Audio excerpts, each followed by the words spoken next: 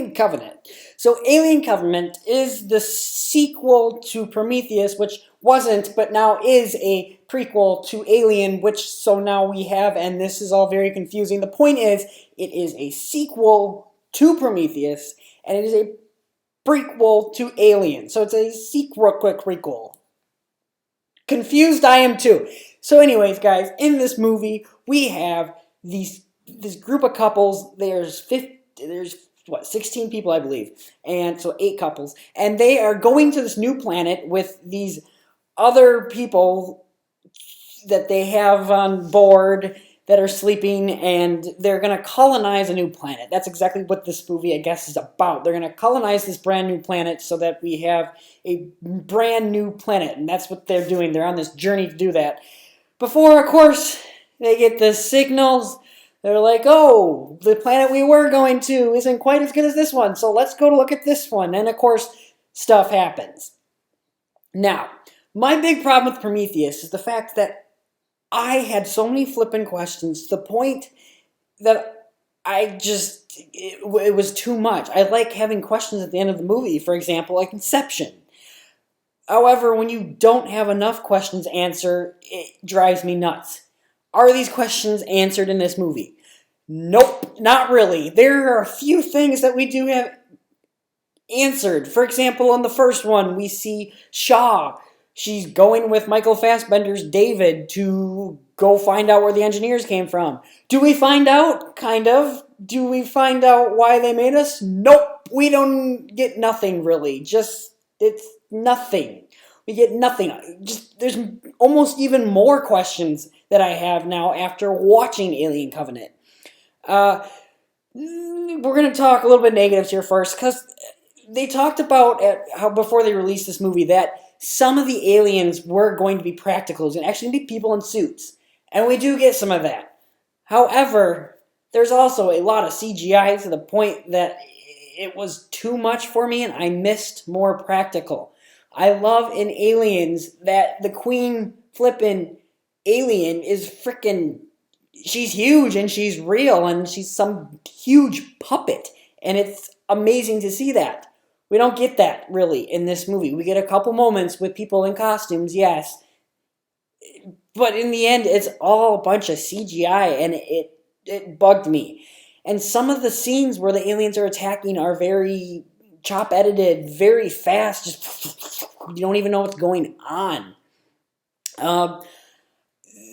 There's also some boring moments. There's moments of this movie where I was checking my watch, which is never a good thing.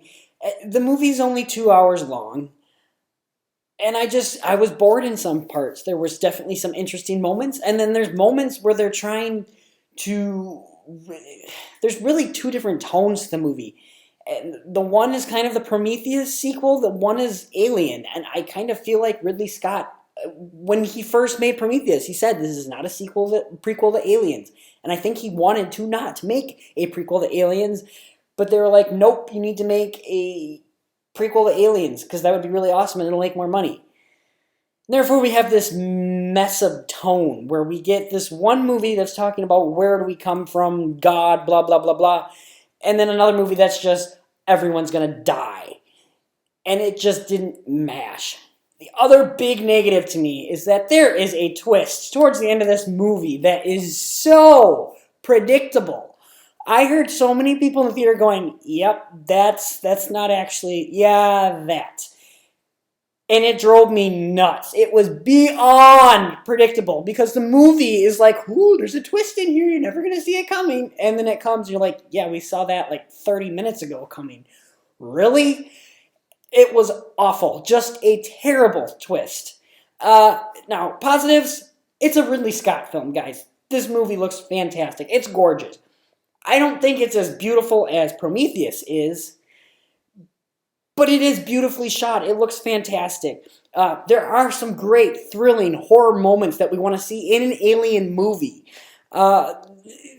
Also, we have to talk about some of the actors. Danny McBride, surprisingly, was fantastic. He has some emotional moments.